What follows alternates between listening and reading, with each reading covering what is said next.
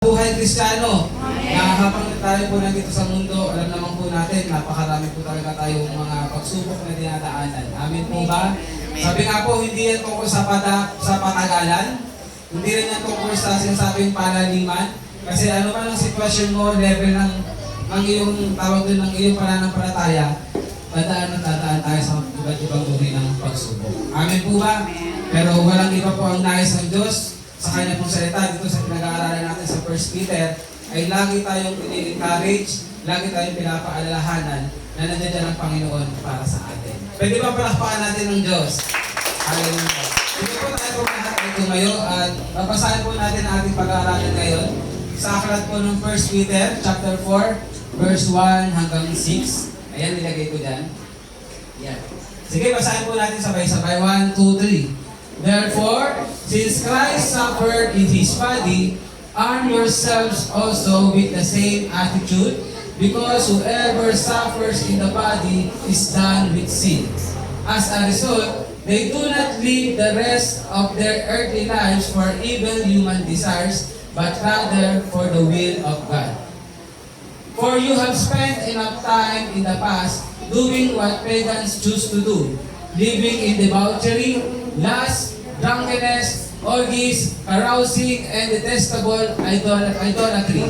They are surprised that you do not join them in the reckless, wild living, and they heap abuse on you. But they will have to give account to Him who is ready to judge the living and the dead. For this is the reason the gospel was preached even to those who are now dead, so that they might be judged according to human standards in regard to the body, but live according to God in regard to the Spirit. Tayo po'y manalangin. Ama namin Diyos, patuloy na kami nagpupuri at nagpapasalamat sa iyo sa oras na ito. Dinadalangin po namin ang iyong pagsama sa aming pag-aaral ng iyong salita. Ang iyong mensahe ay, Lord, dalangin ko po buong buo na may hayag, na may katotohanan, na may pagmamahal at katapangan sa bawat isa. Na siya magbibigay ng kalakasan, magbibigay ng kasiglahan sa amin as we live our lives here, Lord God, sa mundo, sa kabila, Lord God, na may mga sufferings, Lord God, sa kabila na may mga pagsubok, Panginoon, sa iba't ibang aspeto ng aming buhay. Lord, teach us, Lord God, to cause learning, Lord God, this morning. Na sa lahat ng aming maririnig mula sa iyong salita, amin itong tanggapin ng buong puso, pagpapakumbaba, at buong pagpapasakop na gagawin namin. Pagpalain niyo po ang iyong abang lingkod, itago mo sa iyong likuran at ikaw ang siyang mahayag at banal na Espiritu Santo, pumilos ka sa iyong dakilang kaparaanan. Ito po ang nasamang dalangin sa pangalan ni Jesus. Amen at amen. Sige po, makakaupo na po ang bawat isa at tayo po yung magpapatuloy. Ang ating pong binasa ay pagpapatuloy po sa ating pag-aaral sa 1 Peter at tayo po ngayon ay nasa chapter 4 na.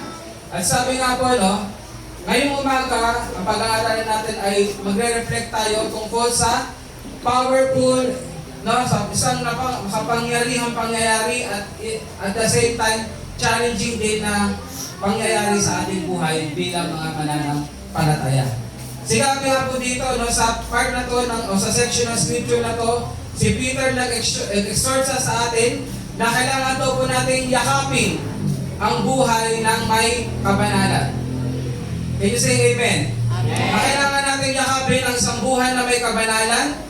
Yakapin natin isang buhay na mayroong purpose. Despite na meron tayong mga naranasan, mga suffering, kailangan natin magtiis. Amen po ba? Amen. Ang tanong, madali ba magtiis? Hindi. Masarap ba magtiis? Hindi. Pero ang katotohanan, kapag natuto ka magtiis, kapag napagtagumpayan mo, mas masarap sa pakiramdam. Amen po ba? Amen. Kaya naman ang ating Panginoon, lagi tayong tinuturuan na despite there are sufferings, we need na tayo ay magtiis. We need to endure. Amen po. Kaya nga po, this passage reminds us that our suffering, anumang pagsubok natin pinagdadaanan, hindi ito nawawalan ng saysay. Mga kapatid, may dahilan po ang lahat ng yan at meron po yung purpose sa buhay natin na siya na nagbibigay ng purpose sa buhay natin para habang tayo ay nandito sa mundong ibabaw. Amen po ba? Ayan. So, sabi nga po dito, but rather a means through which we participate in the suffering of Christ. So habang daw po tayo ay namubuhay at nakakaranas tayo ng iba't ibang uri ng suffering, Ito daw po ay nakikibahagi tayo sa naging pag-suffer ni Jesus Christ. Sabi nga po, napakasarap pong marinig yung bagay na yon, na kung ang ating Panginoong Jesus ay nagdusa, may pinagdaanan din siya, yung pinagdadaanan mo palang ganun ngayon, ay ikaw ay nakikibahagi. Ibig sabihin, ikaw ay kaisa kay Kristo. Isang bagay na napakasarap pakinggan at napakasarap tanggapin bilang katotohanan, that we are now experiencing this type of sufferings because we participate in suffering of Christ. Amen? Mas mahirap, di ba, kapag ikaw ay nagsasuffer, sasabihin sa'yo, nagsasuffer ka dahil sa kasalanan. Pero kung nagsasuffer ka dahil sa paggawa ng mabuti, dahil sa paggawa ng kalooban ng Diyos, wow! Ibig sabihin pa nun, kabahagi ka at kaisa ka ni Kristo Jesus. Amen? Ayan. Kaya nga po, let's take a moment sa oras na ito at pag-usapan natin ngayon kung ano nga ba yung dapat natin gawin. Yan. How we should live. Yan. Ang pamagat po natin is how to live for God in a world of suffering. Paano daw tayo mamumuhay para sa Panginoon dito sa mundo na mayroong mga pagsubok o sabi nga, iba pang sali na suffering ay pagpighati. Amen po ba? Ayan. Ready na po ba tayo? Ayan. So, tayo po ay magpatuloy. Unang bagay po. Ayan. Sinabi dito, the call to arm ourselves with the mind or attitude of Christ. Ayan. Sabi po dyan, Peter begins by urging believers to arm themselves with the same way of thinking. Kung paano daw ang ating Panginoong Jesus ay mag-isip o kung paano ang ating Jesus ay meron siyang ano yung attitude niya towards suffering. Ayan. So sabi rito, what does it mean to arm ourselves with the mind of Christ? Unang bagay po, sinabi rito, Jesus in His suffering committed Himself to God, God's will, and trusted His Father with His life. Ano pong ibig sabihin? Ang ating Panginoong Jesus po, habang siya po ay nakakaranas ng suffering, ayan, hindi po siya nanangan sa sarili niyang kagustuhan. Pagkos, ano man ang hirap na nararanasan niya, ano man ang pagdurusan na nararanasan niya, basta alam niya ginagawa niya sa Panginoon, ang lagi niya nang sinasabi, Lord, Ama, ikaw na ang bahala. Ulitin ko po, ano man ang nararanasan ng ating Panginoon Jesus na suffering, habang siya ay ginagawa niya ang kalooban ng kanyang Ama, ang lagi niya nang sinasabi, Ama ko, ikaw na ang bahala. Anong ibig sabihin nun? Sa buhay natin, nakakaranas tayo ng mga iba't ibang suffering. Amen? Sabi nga minsan, doon pa sa bagay kung kailan gusto mong sumunod sa kalooban ng Diyos. Amen po ba? So, ibig sabihin nun, katulad ng ating Panginoong Jesus, kung nakakaranas tayo minsan ng suffering dahil sa paggawa ng kalooban ng Diyos, huwag mong bitbitin sa sarili mong kamay yung sitwasyon. Huwag mong pilitin na i-twist yung sitwasyon sa sarili mong kamay o sarili mong kagustuhan. Rather, katulad ng ating Panginoong Jesus, sabihin mo, Ama ko, ikaw na ang bahala. Amen po ba? Dahil kung pinapagawa ng Diyos sa iyo ang kalooban niya, siya rin naman ang bahala sa iyo. Ano man na nangyayari, isa sa kasiguraduhan ay hindi ka pinababayaan ng Diyos. Amen. Amen po ba? Amen. Kaya nga po sabi dito, sa ating Panginoong Jesucristo, hinahayaan niya lang ang mga bagay-bagay na mangyari. Hindi niya sinasabing, galing ako sa langit. Diyos ako. Ikaw, hindi mo ko pwedeng ganyanin. Bakit mo ko tutusukin ng pako? Bakit mo ko duduruan? Bakit mo ko lalatiguhin? Bakit niyo ako gustong patayin? Amen? Di ba wala tayong mga basa sa Bible na gano'n na sinabi niya, pinasugod niya, o kaya ginamit niya ang pangyarihan, pinatay niya lahat? Hindi. Kasi merong purpose ang pagpunta ng Panginoong Jesus dito sa lupa. At sabi nga, ang purpose na yun ay kaisa niya ang Diyos Ama, kaya hinahayaan niya ang lahat ng bagay sa kamay ng Diyos Ama. Amen po ba? So sa buhay natin, ganoon din. Ano man ang nangyayari, hindi mo man maintindihan kung bakit, ipagkatiwala mo sa ating Diyos Ama. Amen po ba? Can I hear an amen? Amen. Kaya nga po dito, Jesus committed Himself to God's will and trusted His Father with His life. even unto death. As Christians, we are called to adopt that same attitude, that same mindset. Kaya nga po, kapag ang mindset natin ay katulad sa ating Panginoong Hesus, wala pong Kristiyanong magbabackslide. Wala pong Kristiyanong magiging mahina. Wala pong Kristiyanong duwag. Walang Kristiyanong aatras. Amen? Lahat ng Kristiyano, sasabihin nila hanggang kamatayan. Basta ginagawa kong kalooban ng Diyos, magpapatuloy ako. Amen po ba? Sige, pag-usapan pa natin. So may nilagay tayong mga puntos dyan. Nandiyan na pala. So una, sabi niya na mag-live with an eternal perspective. Not consumed by worldly desires, but focus on the will of God. Sabi nga po ng ating Panginoong Hesus, ang kanyang perspective ay eternal. Ano bang perspective niya? Kaya kailangan niyang gawin ang kalooban ng Diyos Ama para maraming kaluluwa ang maligtas. Amen? Maraming mga kasalanan ang mapatawad, malinis, at makasama ng Ama sa langit. Makasama niya sa langit. Amen po ba? Ang pagpunta ng Panginoong Hesus dito, although dito sa earth ay limited ang lahat, pero ang purpose niya ay eternal. Ganun din naman sa buhay natin. Bakit natin kailangan manatili kahit dumadanas tayo ng pagsubok? Kasi nga, napag-aralan natin ano? Ang pagsubok dito sa mundo ay temporary lamang. Pero kapag ikaw ay nanatili, ikaw ay naging matatag, ikaw ay tawag dito, ano? Talagang nagtiis ka. Ano ang resulta? Pang-eternal. Amen po ba?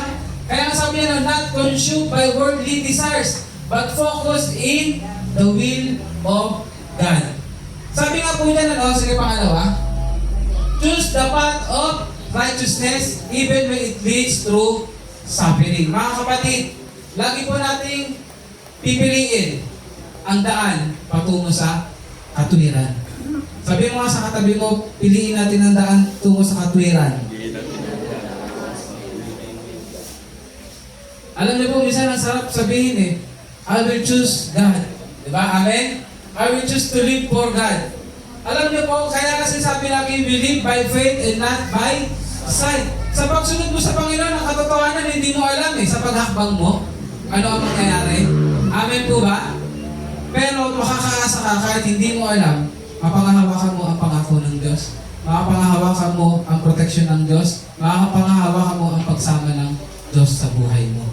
Kahit na minsan, nararanasan, it leads to suffering. It leads to suffering. Mga kapatid, alam ko po, marami sa atin ngayon nagsisimula sa buhay Kristiyano. Siguro hindi pa natin talaga ganun nararanasan yung sinasabing suffering, mga parang simple pa lang. Pero as we listen to God's word this morning, ngayon pa lang, pinaghahanda tayo ng Panginoon ng katotohanan ng buhay Kristiyano. Amen. Amen? Ang buhay Kristiyano po ay hindi po yan pa-dance-dance lang. Hindi po yan praise the Lord lang. Hindi po yan yung parang ang saya-saya lang. Amen? Pero ang buhay Kristiyano po, isang katotohanan, magiging kalaban mo ang mundo. Bakit? Kasi ang kagustuhan ng mundo ay laging kalaban ang kagustuhan ng Diyos. At tinatawag tayo ng Diyos na mamuhay ayon sa kalooban niya kahit mag-suffer tayo dito sa mundo. Amen po ba? But then, we must choose the path of righteousness even when it leads through suffering. Kaya nga sinabi sa pangatlo, prioritizes God's will, not worldly pleasures. So, totoo lang po, yan, alam naman natin yan na kapag sumunod ka sa Panginoon, maraming bagay na gusto mo. Sabi mo nga, gusto ko. Kaso nga lang, hindi gusto ng Diyos. Pag gusto mo, pero hindi gusto ng Diyos, ano gagawin natin? Sino susundin? Sarili o ang Lord? Lord. So ano ibig sabihin? Kahit gusto mo, kahit talagang sinasabi nga dyan worldly pleasures. Kahit gusto mo, pero pag alam mong ayaw ng Diyos, talagang kailangan mong matutunan na ayawan na rin. Amen po ba? Oh, wala nang amen Amen po ba? Amen. Ayan. Isa po yun sa katotohanan na kaya nga sabi natin, tinanggap natin ang Panginoong Hesus na tagapagligtas at ano daw? Panginoon ng ating buhay. Ibig sabihin, kasama na dyan na dahil ang Panginoong Isus na ang Panginoon ng buhay mo, kailangan mo na ngayon i-priority kung ano ang gusto ng Diyos. Amen po ba? At kung ano yung alam mong ayaw ng Diyos na kahit gusto mo, sabi mo sa sarili mo ngayon, sorry self. Sorry self, sa Lord ka na, kaya yung gusto na ng Lord ang gugustuhin natin. Amen po ba? Alam ko po, hindi ganun kadali, hindi ganun dadaling sabihin, pero sa biyaya at sa kapangyarihan ng Banal na Espiritu Santo, tutulungan niya po tayo. Amen. Pwede ba palakpakan natin ng Lord? Kaya nga po sa mga apat, seek, ano daw po? 1, 2, 3. Seek holiness, not happiness defined by the world. Mas maganda daw na isik mo yung kabanalan. Huwag lang yung dahil dito sa mundo, maraming masayang bagay kang mararanasan, pero sabi nga, yung kasayahan na dulot ng mundo, hindi natin alam kung ano ang may dudulot sa atin sa dulo. Pero kapag kasiguradahan that you seek holiness, ano man ang pagdaanan mo, magiging matibay ka. Amen po ba? So, sino nga ba sa atin dito ang nakakaranas ng suffering? Marami. At iba't ibang level, iba't ibang uri. But then sabi nga po, lahat tayo ay napapabilang sa nagsasuffer. Kaya nga po, sinabi lang, the call to arm ourselves with mind and attitude of Christ. Hindi lang ito basta sinasabi na isipin mo, kundi ang sinabing the call to arm. Ibig sabihin, kapatid, ikaw ngayon ay pinaghahanda. Amen? Nakuha ba natin yung word? The call to arm. Pag sinabing arm, sabihin, kung meron baril dyan, lagay mo na ng bala. Kung meron dyan lahat ng panggera, equip mo na yung sarili mo. I-arm mo na yung sarili mo. So, ibig sabihin ngayon, dahil maraming suffering tayo, para nandito tayo sa mundo, we need to arm ourselves with the mind and attitude of Christ. Ano nga bang attitude ng ating Panginoon? To live with eternal perspective. He always choose the path of righteousness. He always prioritize God's will. And He always seeks holiness. Amen po ba?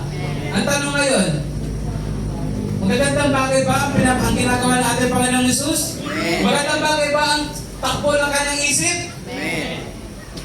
Kung gusto natin maging matagumpay sa kabila ng may mga sufferings, sabi diyan, let us arm ourselves. Ibig sabihin, hindi ito dapat optional. Mga kapatid, kundi ito ay dapat gawin natin. Huwag mo sasabihin, saka na. Ang sinasabi sa atin ngayong umaga, kuhain mo, gamitin mo sa buhay mo. Magkaroon ka ng pag-iisip na katulad ng sa ating Panginoong Jesucristo. Pwede ba yan mga kapatid? Kaya kasi sinabi nito, Peter says that whoever has suffered in the flesh has ceased from sin. Mga kapatid, ito lang ang gusto kong sabihin sa inyo na sinasabi ng salita ng Diyos.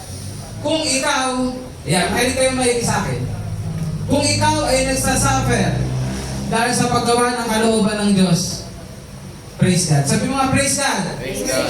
Nasa mo ba? Praise God. Praise God. Bakit? Kasi ang katotohanan, patay ka na sa kasalanan. Ibig sabihin, kaya ka ngayon nakakaranas ng suffering kasi napagtatagumpayan mo na yung kasalanan. Bakit? Kasi nga, nagsasuffer ka sa paggawa ng kabutihan, nagsasuffer ka dahil sa paggawa ng kalooban ng Diyos. Ibig sabihin kasi, hindi natutuwa ang kalaban kasi yung gusto niyang ginagawa mo, hindi niya na nakikita sa iyo. Amen po ba? Kaya nga sinabi ni Peter dito, whoever has suffered in the flesh has ceased from sin. Ibig sabihin, huminto na sa kasalanan. Ibig sabihin, patay na sa kasalanan. Kaya magbunyi ka kapatid, kung ikaw ay gumagawa ng kalooban ng Diyos at ikaw ay nagsasuffer. Kasi ibig sabihin, napagtatagumpayan mo araw-araw ang kasalanan. Amen. Pwede ba palakpakan natin ang Lord? Sabi nga po na this highlights a profound truth. When we endure suffering as Christians, sabi niya na we are often confronted with the choice to either remain in sin or grow in holiness. Kaya ang nagsasuffer, kasi lagi mo pinipili ngayon, holiness. Kaya ang nagsasuffer kasi mas lagi mo pinipili ngayon, ang Panginoong Isus. Amen po ba? At dahil ngayon pinipili mo ang Panginoong Hesus, walang ibang gagawin ng mundo kundi kalabanin ka, atakihin ka. Pero praise God, labanan ka man ng lahat, ang mahalaga, nasa Diyos na makapangyarihan ka. Amen po ba? Kaya nga mga kapatid, huwag kayong magtaka na ngayon gusto nyong gawin ang kalooban ng Diyos. Ba't parang mas humihirap ang buhay? Ba't parang mas bumibigat ang mga pangyayari? Okay lang yan. Ang mahalaga, nasa Diyos ka. At wala kang ibang mararanasan kundi katagumpayan. Ano sabi doon? Mag-tiis ka lamang. Mag-endure ka lamang. Mag-antay ka lang, magpatuloy ka. Kaya nga sinabi, remember, suffering as sa... Ayan, hindi ko na mabasa dahil doon sa guwit-guwit eh. Remember, suffering as refining effect. Pag sinabing refining effect, ibig sabihin, yung suffering, ginagawa nito, purify yung ating puso. Ayan. Naniniwala ba kayo doon? Sa mga nararanasan nyo ngayon, ito ay, yung puso mo ngayon, hindi na yung lagi nababagabag. Dapat sa mga suffering na nararanasan ngayon, as we continue to trust our Lord, as we continue to obey our Lord, as we continue to commit everything to our Lord, yung puso mo ngayon, basta purify. Amen po ba? Mas nagtitiwala ka sa Panginoon, mas tinitingnan mo yung mabubuting bagay na kalalabasan despite of suffering. Kasi nga hindi ito pang habang buhay. At ano pa, it draws us close to the heart of God. Anong ibig sabihin nun? Ito lang naman mga kapatid. Yung tibok ng puso ng Panginoon, maganda doon, nagiging tibok na rin ng puso mo. Amen po ba? Ibig sabihin, nagkakaroon tayo ng pagkakaisa sa Panginoon. Na ngayon, sa naranasan mo, mas nauunawaan mo na. Sabi nga nila, mas nauunawaan mo kung anong puso meron ng Panginoon. Dahil kung paano magmahal ng Panginoon sa kapwa mo, no, ganun ka na rin nagmamahal ngayon. Ibig sabihin talagang yung puso natin, namumold siya katulad ng puso ng ating Diyos. Ito yung nagagawa kapag ikaw ay nanatili despite of sufferings. Hallelujah. Kaya nga po sinabi ito, no?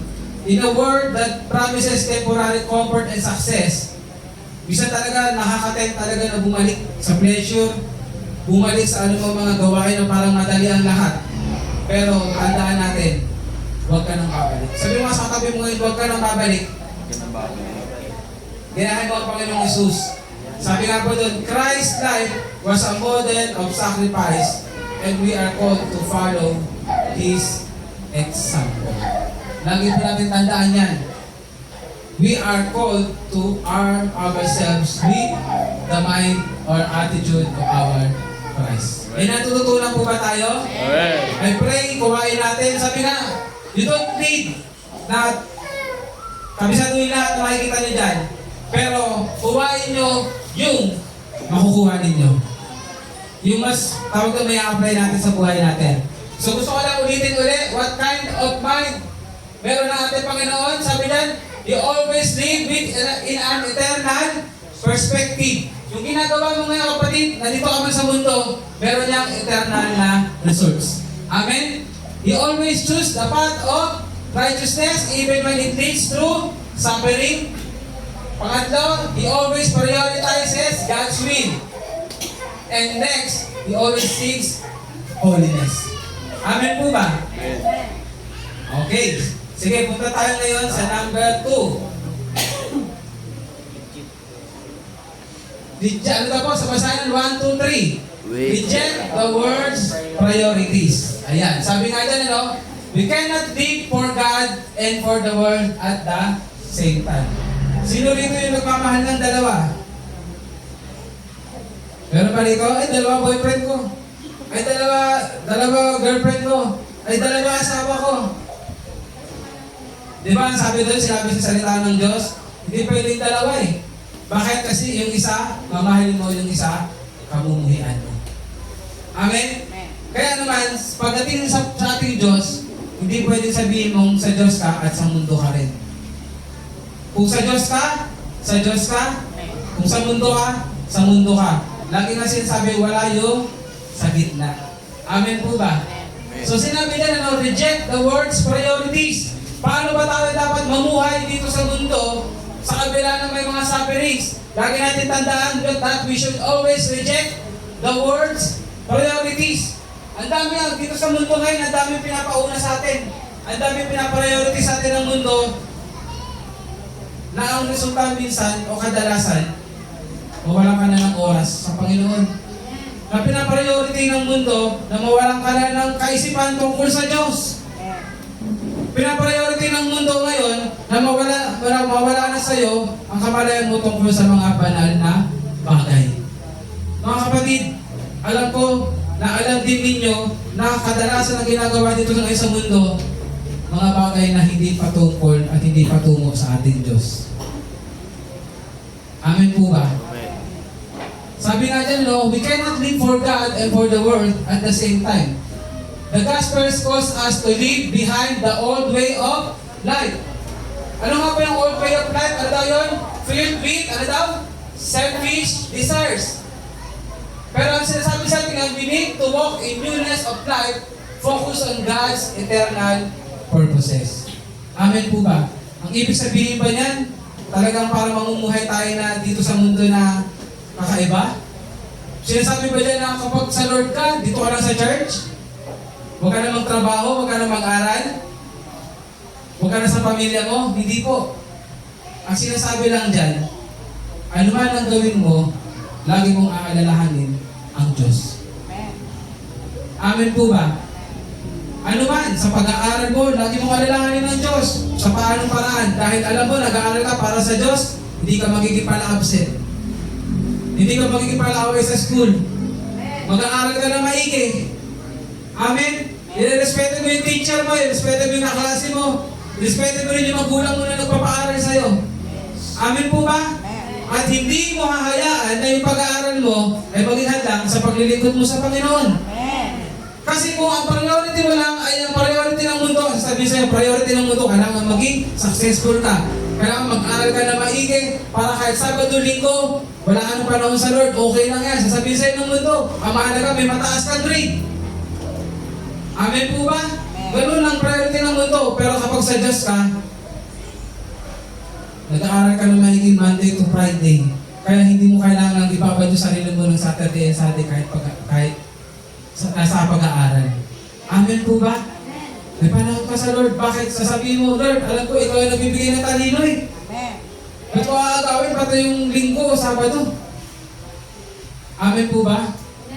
Siguro kung isang beses na sa isang linggo, okay. Kaso wala sa nangyayari ngayon, linggo.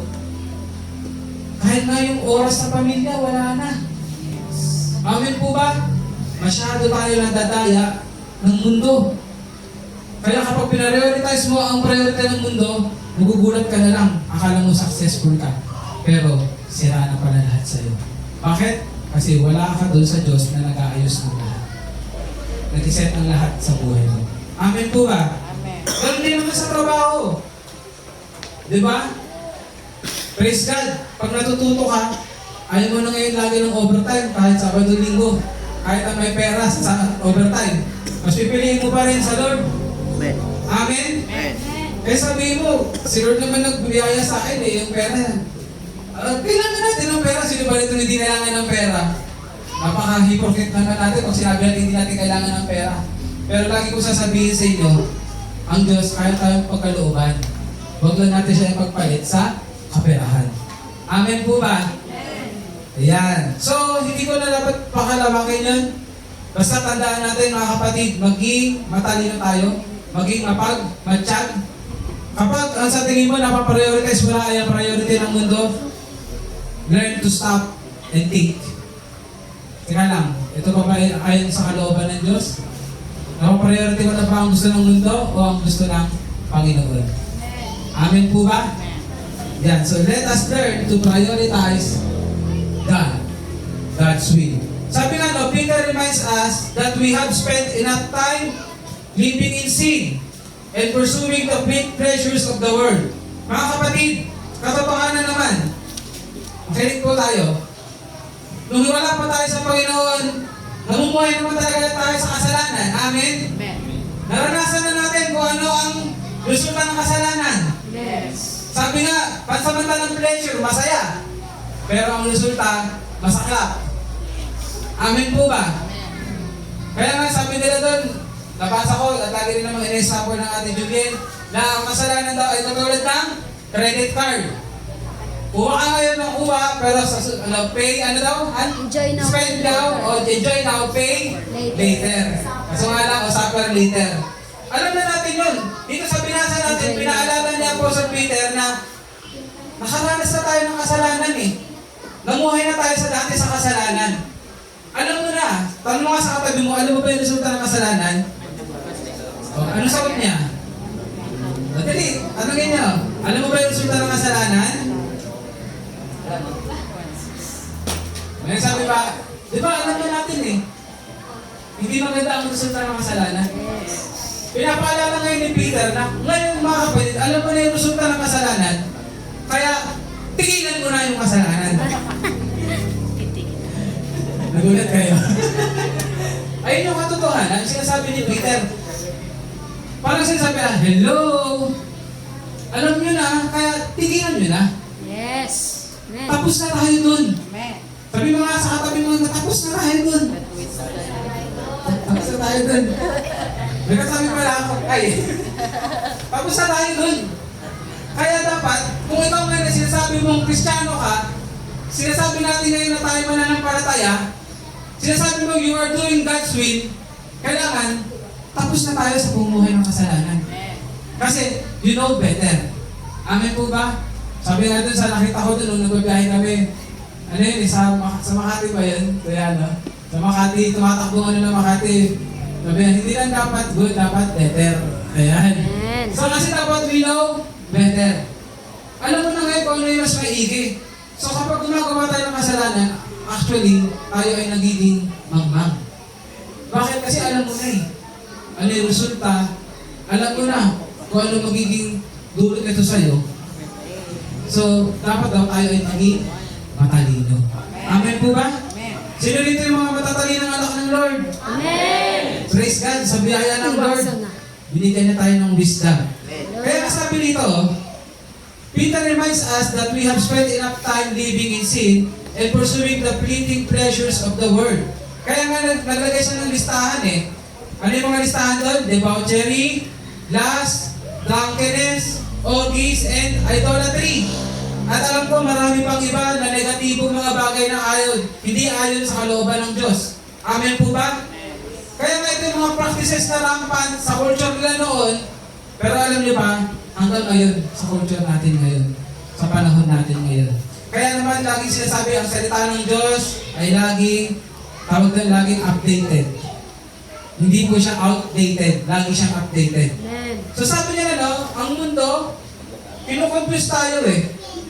Ang mga pangyayari dito sa mundo, kinukompuse tayo. Minsan, akala natin tama pero pinalalabas ng mundo. Ay, akala natin tama pero mali. Pero pinalalabas ng mundo na tama. Kasi sasabihin, kailangan mo, kailangan mo, kailangan mo. Amen? So, ganoon mag-confuse natin ng mundo. Kaya naman minsan, dahil dito, nagkakaroon tayo ng iba't ibang uri ng behavior. Nagkakaroon tayo ng iba't ibang uri ng kaisipan. At ang matindi yan, yung kaisipan natin na tawag doon, nawawala sa kaisipan na katulad ng sa Diyos. Amen po ba? Kaya we need to be, ano daw po? We need to be wise. Sabihin mo ngayon sa katabi mo, matalino ka. Hindi sabihin mo, matalino ka. Matalino. Kaya gamitin natin. God already gave us wisdom. Amen po? Kaya nga, lagi na sinasabi dyan, ano daw? We need to reject the words priorities. Sabi nga po, our past life which was lived apart from God should be enough. Tama na yun, yung panahon na tayo ay malayo sa Diyos. Ngayon tayo ay sa Diyos na huwag ka lang mamuhay sa nakaraan pa. Laging sinasabi yan ng Panginoon. Bakit? Kasi ganito siya. Naalala niyo yung na-share ni Kuya Renzi, yung tungkol sa mga Israelita? Amen? Di ba, sinabi ni Kuya Renzi nun, 11 days na lang, dapat nandun na sila sa lupang pangako. Amen? Amen. Pero ano yung pumasok sa isip nila? Sila ay nailigtas na sa Egypto. Nung nandun na sila ngayon, ano gusto nila? Bumalik. Bumalik! May pagkakaiba ba sa buhay ngayon? Marami sa atin na kay Kristo na, pero dahil nakakaranas ng suffering kasi hindi naiintindihan kung bakit may suffering, gustong Bumalik. Kahit nahihirapan, kahit sugat-sugat ka doon sa dati mo, gusto mo pa rin bumalik. Kasi hindi mo nauunawaan kung bakit may suffering. Pero ngayon, nauunawaan mo, sinasabi sa'yo ng Lord, wag mo na gustuhin bumalik. Bakit? Napakaganda nun nag-iantay sa'yo sa hinaharap. Mga kapatid, wag mong ipagpalit yun sa luma at sa sirang alam mo, yung nasa harap mo na inaalok sa'yo ng Diyos. Huwag ka nang bumalik. Sabi mo sa katabi mo ngayon, huwag na tayong bumalik. Huwag na tayong bumalik. Ayan. Ayun po yung katotohanan. Huwag ka nang bumalik, kapatid. Ayaw ng Diyos. Kaya ka inalis ng Diyos nun eh. Kasi hindi ka para doon sa sitwasyon na yun. Hindi ka para doon manatili. Gusto ng Diyos, maranasan mo yung eternal na reward. Eternal na result ng suffering na dinadaanan mo ngayon. Amen po ba? Pwede mo palakpakan natin ang Lord. Kaya kasi sinabi niyan eh, no? Ate Rob, sige nga. Baka yung mga sinabi ko kanina na ano na eh. Yan. So, sige, tuloy tayo. As Christians, we should not be surprised when others malign or slander us for choosing a different way. No, sabihin nyo, huwag na tayo nang masurprise kung ang mga ibang tao ay hindi tayo maintindihan. Huwag na tayo masurprise kung ibang tao ay sisiraan pa tayo. Amen po ba? Kasi nga, hindi nila nauunawaan. Pero kahit hindi nila nauunawaan, pwede ba natin mapakita sa kanila? Tanong ko, pwede ba natin mapakita sa kanila? Kahit hindi nila nauunawaan, pwede natin mapakita sa kanila? Opo? Yes o hindi? Yes. Yes! Kaya nga sabi doon, ikaw ang magiging buhay na patotoo. Ikaw ang magiging living testimony. Amen? Kaya naman, sabi nga, di ba, napag-aralan din natin, tungkol din ito sa kanila. Na kapag ikaw ay nagpapatuloy, mga kapatid, yung sabi nga ng iba nakakaingganyo ka ng mga tao patungo kay Kristo. Huwag naman dumating na nakakaumay ka. Dapat na daw, nakakapang-engganyo ka. Amen po ba? Pwede ba yun? Yan. So sabi na, as Christians, we should not be surprised whether other malign or slander us for choosing a different way. They may not understand why we don't participate in the things they consider normal or fun. Sabi nga nila, di ba? Normal lang yan. Normal lang mag-ilong. Normal lang naman tumaya. Tama mali. Sabi nila, kailangan mo ng pera kaya tumaya ka. Normal na mag-ilong, di ba? Hirap naman magsaya pag walang alak. Sasabihin nila, tama ba yun? Sa mundo, sasabihin nila, normal lang yun. Sa mundo, sasabihin nila, yun yung masaya eh. Pero pag Kristiyano ka, kahit wala yung mga bagay na yun, mas masaya. Mas maayos. Amen po ba? Sabihin mo, Pastor, napaka-direkto mo na magsalita. Okay lang po masaktan tayo. Kaysa umiti tayo, pero mananatili tayong lubog sa putikan. Amen po ba? So sabi nito, no? But our refusal to join in the worldly behavior should not be seen as judgment on them, but as a demonstration of the transforming power of God, God's grace in our lives. So sabi nga po, no, kapag tayo ay nag-reject sa mga bagay na ito na inaalok ng mundo, hindi ito dapat nagre-reject tayo na parang ginajudge natin sila. Amen? Ano dapat nangyayari? Ito dapat ay nagpapakita sa kanila, nagde-demonstrate kung paano tayo binago ng biyaya at kapangyarihan ng Diyos. Amen po ba? Amen! Amen! Ayan. So, grabe yung pinag-aaralan natin, ano? Tungkol to sa holy living eh. Wala namang ibang kasi gusto ituro sa atin ng Lord, kundi mamuhay tayo may kabanalan kasi ang Diyos natin ay banal. Amen. Amen? Kaya naman mga kapatid, sa pagtayo ni Pastor dito, pasensya na po kayo kung parang ang tatalas ng sinasabi. Bakit? Kasi ang salita ng Diyos ay tulad ng isang tabak na mayroong dalawang talim. Amen? Masakit man, pero nandoon ang tunay na kagandahan at kalakasan. Amen po ba? So, pangatlong bagay na pag-aralan natin. Dito sa pinag-aralan natin dito sa Ibang Diyos, verse 5 and 6. Sabi niyan, let us look forward to the eternal judgment. Saan ko pumapasok ngayon? Sabi na Peter shifts the focus to the judgment of the living and the dead. So, alam naman natin na sa pagsunod sa Panginoon talagang yung sinasabi ba nila yung word na unfair? Yan. Diba? Yung parang unfair yung treatment nila sa atin dahil gumagawa ka na ng mabuti, ang balik pa sa'yo ay hindi maganda, pinipili mo na ang kalooban ng Diyos, pero ang balik ng mundo sa'yo ay talagang iba. Amen? Kaya nga minsan, diba, nasasabi natin, ang bigat parang nakakapagod na. Pero kapatid, huwag kang mapagod. Kasi dito sa pinag-usapan natin ngayon, sinabi rin naman, ang pinaalala ng Apostle Peter, na huwag kang mag-alala, kasi sa lahat ng bagay, merong judgment ang ating Diyos. Ano ibig sabihin? May Diyos ng katwiran. May Diyos na magbibigay ng hatol sa lahat. Amen po ba? Kaya nga lagi sinasabi, do not put justice in your hands. Kaya nga sinasabi ng Lord lagi, the vengeance is mine. Kung sino man ang umaway sa'yo, sino man ang nagmaltrato sa'yo, hayaan mo lang sila. Huwag mo naman kayo pag-pray na talagang parusahan sila ng Diyos. Wag. Ang sinasabi lang, magtiwala ka na ang Diyos ang bahala. Ang Diyos ang bahala.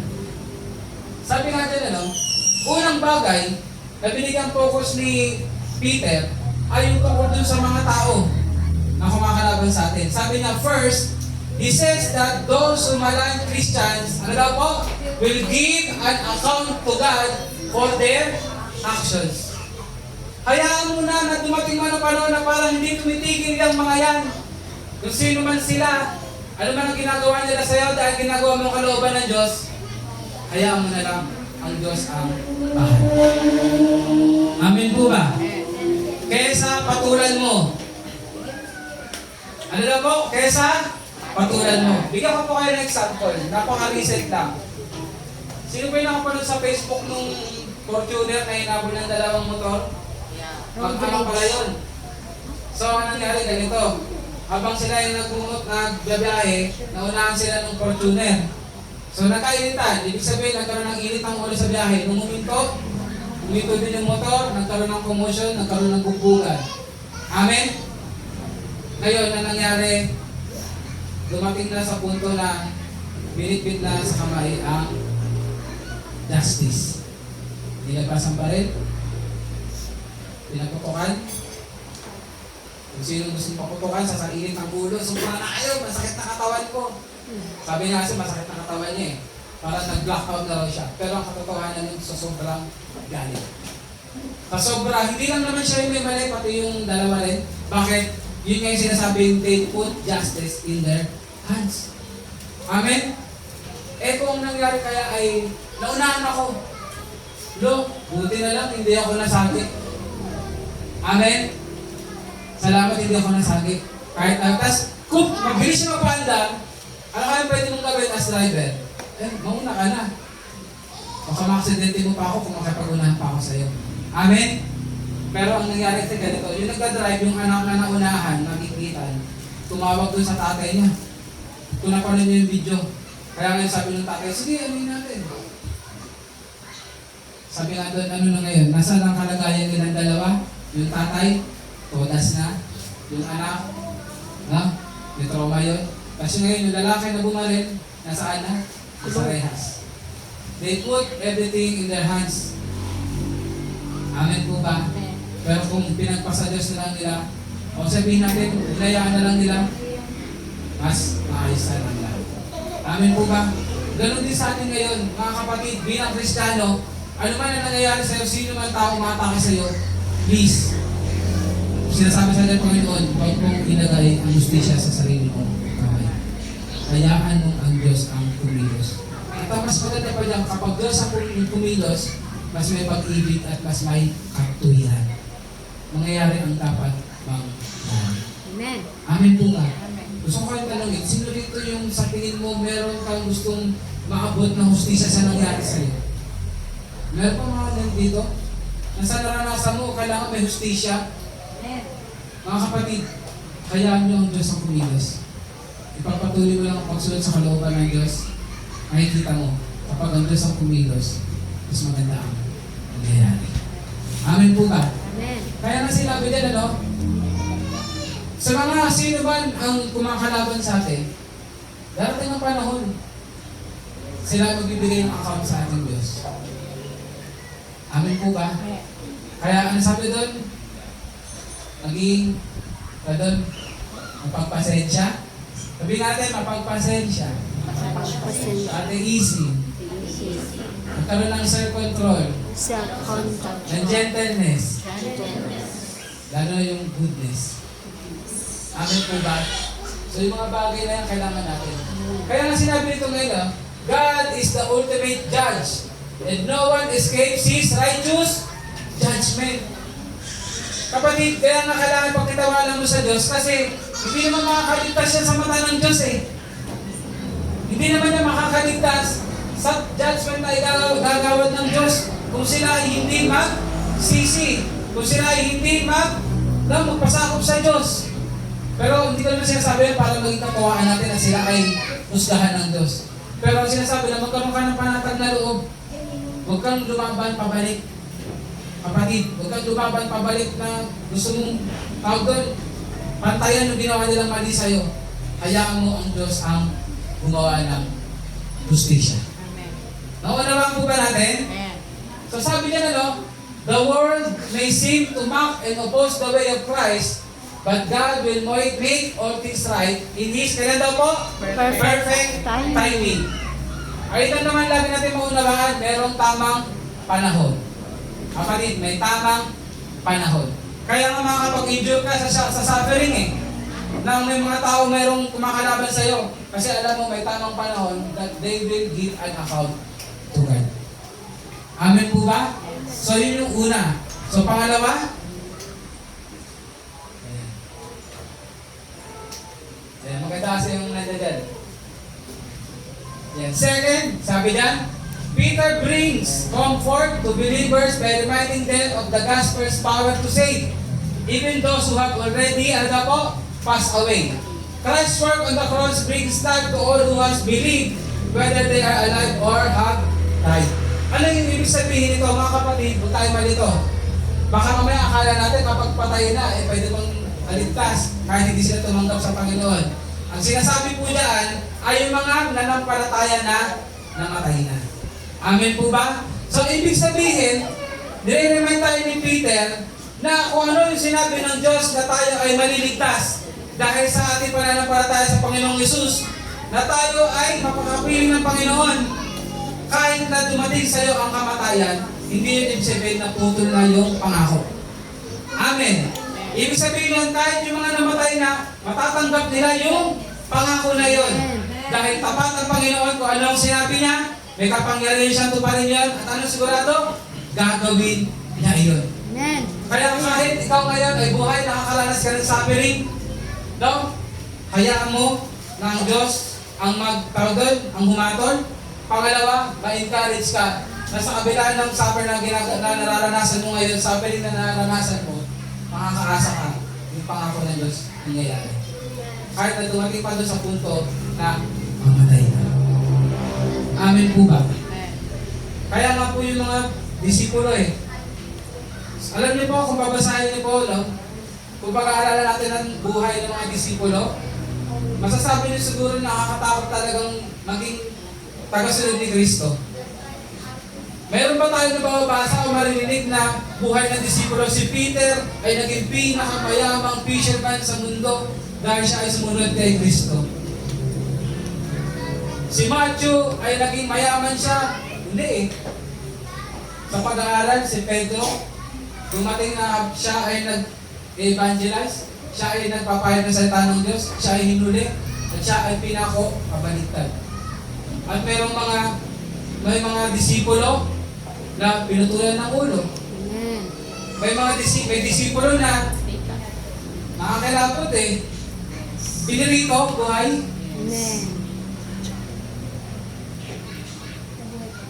Meron din disipulo na sinabi, hinati.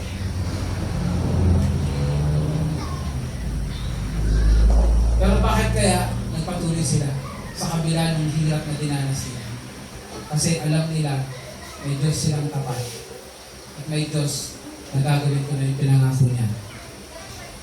Kung ano yung matatanggap nila na eternal reward. Amen po ba?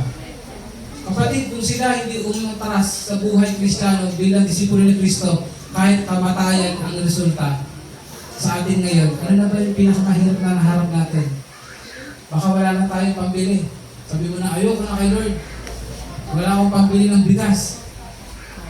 Kung nung nagkasakit ka, sila mo, ayoko na kay Lord. Nung wala ako kay Lord, doon ako nagkakasakit. Ngayon nagkasakit ako. Kapatid, tandaan mo, hindi mo dapat ipagpalit sa buhay dito sa mundo. No? Buhay dito sa mundo, wag mo. No?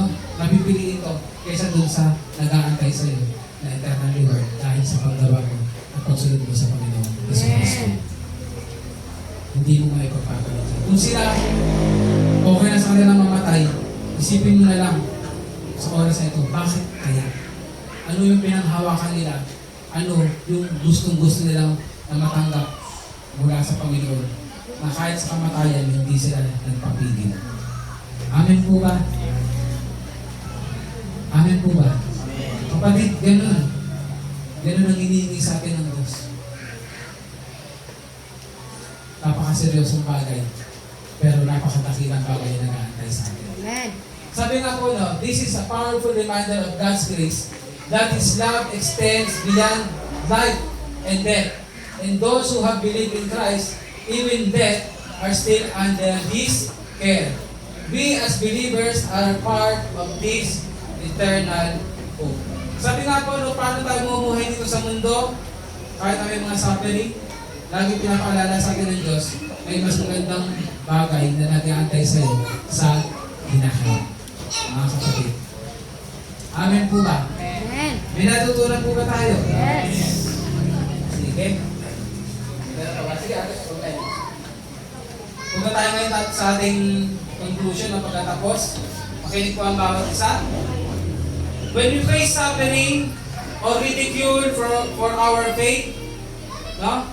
Kapag tayo nakakaranas ng suffering o yung pagtutudya ng ibang tao dahil sa ating pananampalataya, ito ang unang mong tandaan. Naranasan ng Panginoong Hesus. Naranasan na natin Panginoong Hesus yan. Kaya nga, our suffering can be our participation in this suffering, and it will ultimately lead to spiritual growth and greater intimacy with God.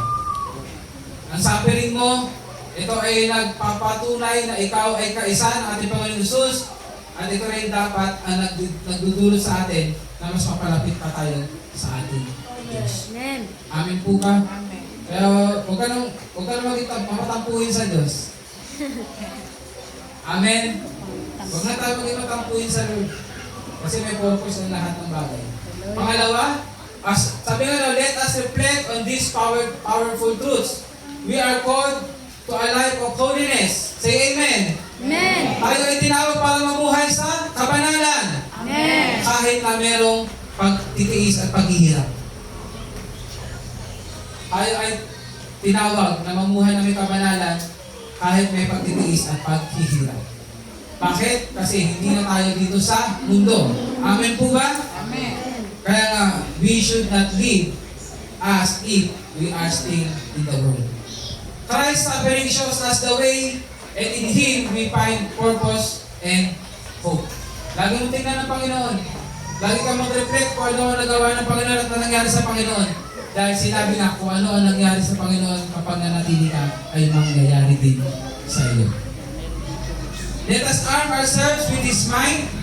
Let us reject the empty promises of this world and live in light of the eternal judgment and the eternal hope that is in our Christ Jesus. Anong ibig sabihin?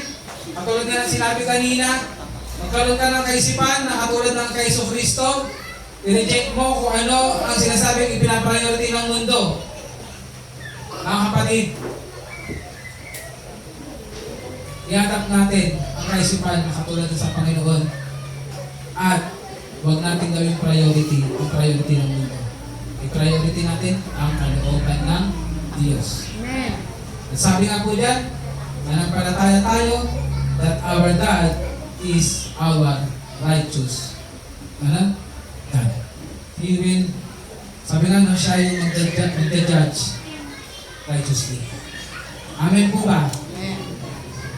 Kaya sabi ngayon sa uli, may God strengthen us, each of us, to live faithfully for Him, no matter what the cost is, knowing that He is with us every step of the way. Mga kapatid, lagi po tayo makatagpo ng kalakasan sa ating Panginoon. Amen. At lagi tayong manatili, mamuhay na may katapatan sa Kanya. Amen. Ulitin ko po, nakinig po tayong lahat dahil napakahalaga itong sinasabi. Humanap tayo ng kalakasan sa ating Panginoon Amen. at tayo ay mamuhay na may katapatan sa Kanya, anuman ang mangyari. Amen. Anuman ang mangyari. Dahil alam natin, even in those times that we are unfaithful, our God remains. Faithful. Hallelujah. Amen po ba? Yes. Mga kapatid, ano man ang mangyari? It is my prayer na kung sino yung mga nakikita ko dito, ay hindi ko maririnig na wala na kay Kristo pagdating ng ilang araw, ilang taon. Kundi hanggang huling hininga na sabi, nagtapat at nagtiwala sa ating Panginoon Jesus. Amen. Yes, meron suffering sa mundo, but then yes, meron tayong Diyos na tapat. Diyos na makatwiran at Diyos na makapangyarihan. Siya ang magdudulot sa atin ng katagumpayan at siya ang nagbibigay sa atin ng pag-asa. Ng magandang pag-asa sa hinaharap. Amen po ba? Kaya sa napag-aralan natin ngayon, how we're going to live dito sa mundo, kahit may suffering, I pray, let us adapt it. Amen po ba? Mahal na mahal tayo ng Panginoon. It extends kahit doon sa ating eternal mahalalan niya. Kaya habang dito tayo sa mundo, magtiis tayo. Pwede ba yun? Sabi mo sa atin ko, magtiis tayo. Manatili tayo. At maging tapat tayo sa Diyos. Palakpakan po natin, Panginoon, at tayo magpapagod sa Diyos. Tayo po yung manalangin. Ama namin Diyos, salamat po sa inyong tinuro sa amin sa umagang ito. Kung paano po namin patuloy na haharapin ang buhay dito sa mundo sa kabila, Lord God, ng sufferings. Lord, alam po namin na ito ay paulit-ulit mo ngayon na topic sa amin dahil, Lord God, hindi po ganun madaling humarap sa anumang pagsubok. Hindi po madaling humarap, Lord God, sa anumang mga difficulties, sa anumang Panginoon, mga pag-atake sa amin. But then, thank you, Lord, dahil inihahanda po kami lagi. You continue to equip us para hindi kami, Lord God, na makot of guarded. Bagkus, Panginoon, ano man ang dumating, handa na kami. Dahil tinuruan mo na kami, dahil in-equip mo na kami. Ang siyang dalangin ko po, sa amin narinig ngayon, Lord, hindi lang namin ito narinig at makalimutan. Bagkus, Lord, sa gabay, sa kapangyarihan ng Banal na Espiritu Santo, panatilihin mo po sa aming puso at sa aming isipan. Lord, na kami ay magkaroon ng kaisipan na tulad ng sa aming Panginoong Kristo. At lagi namin i-prioritize ang kalooban mo, aming Diyos Ama. At Lord, huwag namin i-priority ano mang meron dito sa mundo. At higit sa lahat, Lord, panghawakan namin that you are the righteous judge na aming Diyos. At dating ang panahon, ano man nangyayari, ito ay hindi po ligid sa iyo, mga mata. Kaya Lord, kami ay magkakamakapalatagan na kami ay sa iyo, at ano man ang nangyayari, kapag nanatili kami sa iyo, Lord, napakaganda ng hinahanap na aming tatatnan. Pagpalain niyo po ang iyong mga anak sa umaga dito. Pagpalain mo ng salita ang manatili at maging buhay sa buhay ng bawat isa nakapakinig. Sa iyo, pagpulit parangal, ang dalangin sa pangalan ni Jesus. Amen. Manatili tayo nakatayo at tinatawag